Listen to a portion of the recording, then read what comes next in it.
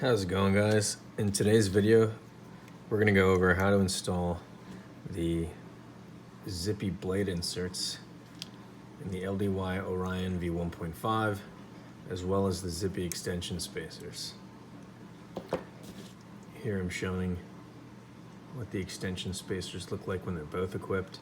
These spacers are compatible with both the live blade and the trainer. I've already installed one extension spacer on the bite side, so we're going to do the other one together. But before we do that, let's quickly review how to install the blade inserts. So your blade insert will either have a textured side or a holographic side. So with that side, in this case the holographic side facing up, we're going to press it into the blade, starting with the bottom corner.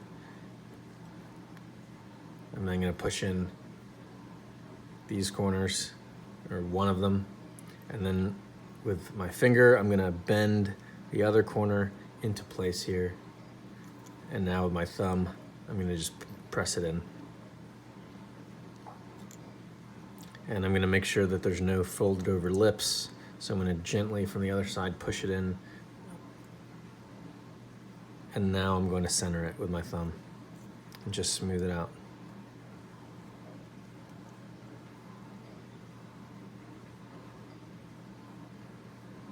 Perfect. All right, let's move on to the next one.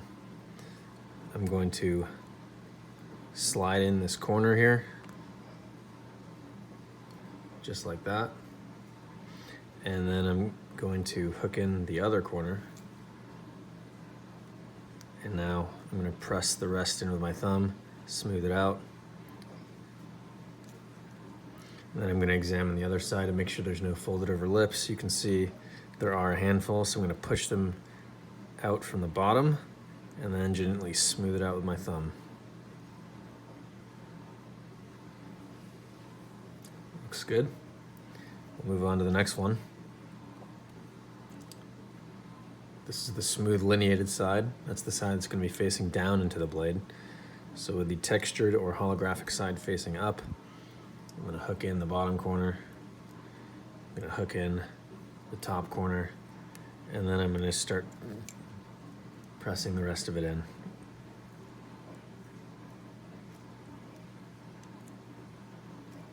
I'm going to examine the other side for folded over lips. There's one. Push it up. And then I'm going to smooth it out. All right, last step. If you do use a holographic finish, I recommend you wiping it down, because your hand oil will interfere with the diffraction.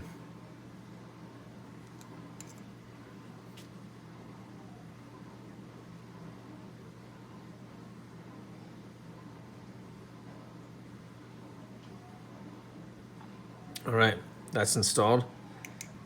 And now we're going to install the Tang inlay. In this case, my Tang inlay is textured. And I'm going to orient the Tang inlay so that the geometry matches that of the Tang cutout. So the pointy side is going to be down towards the handles, and the textured side is up facing me, and I'm just going to kind of push it in. Complete.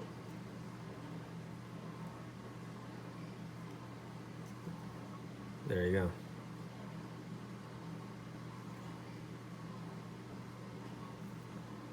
Let's move on to installing the spacer. So the first thing we're going to do is we're going to very lightly loosen the pivot screw, and then we're going to unscrew the spacer screw.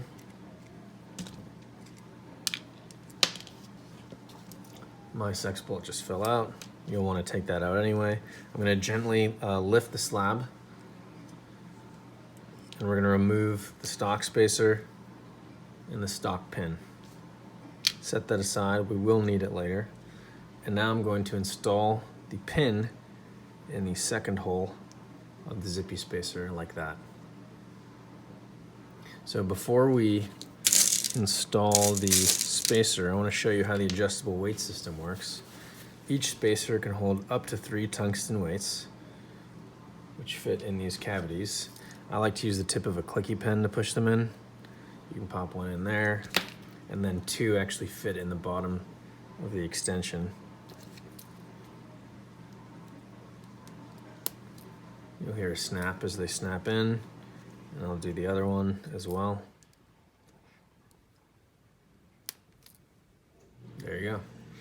In this case, I'm going to install it without any of the weights, and how many weights you use will entirely depend on your personal preference.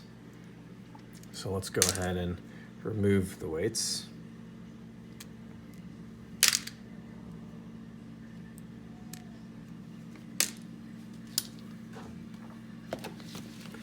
And to help guide your initial guess as to what balance you'd like, I'll just show you.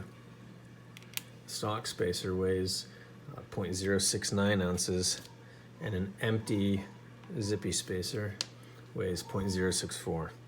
And because the Zippy spacer has more weight concentrated outwards toward the end in the extension, even though it's lighter, the balance is more or less the same. So if you're trying to keep the balance the same as stock, install it without any weights. But if you want a little more booty weight or momentum in conjunction with the blade inserts, you can use up to 3 tungsten weights.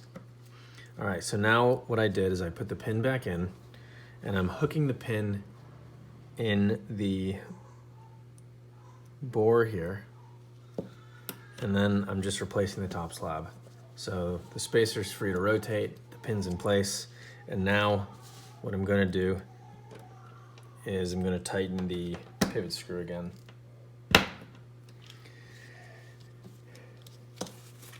And now what we're gonna do, holding the slab down, I'm going to just rotate the spacer into place. I'm gonna take the sex bolt, insert it from underneath, and push it in. And then I'm gonna hold the slab down gently but firmly, and I'm gonna start screwing the spacer screw in.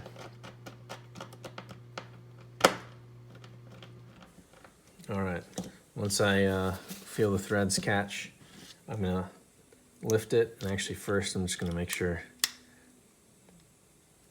this is nice and tight. We're good there. What I'm gonna do is I'm gonna take one of my stock spacers and I'm gonna wedge it in the channel. And now I'm gonna tighten down this body screw until the stock spacer gets stuck in the channel, like that. And now I'm gonna try and wiggle the stock spacer gently, and there's too much friction to overcome, I can't wiggle it, so I'm gonna back out the screw a little bit until the spacer screw comes out. And that actually popped out a little too easily. You want it to kind of slide out, but feel the handles pinching against it, so you're fighting that friction. So that's good, right there. We're using the stock spacer as a guide to the channel thickness. And then I'm going to visually inspect it. Everything looks good. And when you rotated the spacer up, you may have over or under rotated, so I'd visually examine the jimping here. It should line up with the aluminum handles, so mine doesn't, so I'm just going to gently push that into place. And I'm going to push it too far just so you can see if your handle looks like this and the spacer's pushed in too much, you can just push that out and then align it. Anyway, that's it, guys.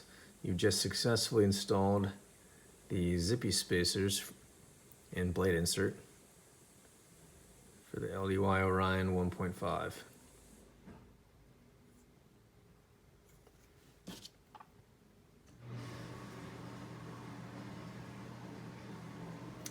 That's the end of the video. Thanks for watching, guys.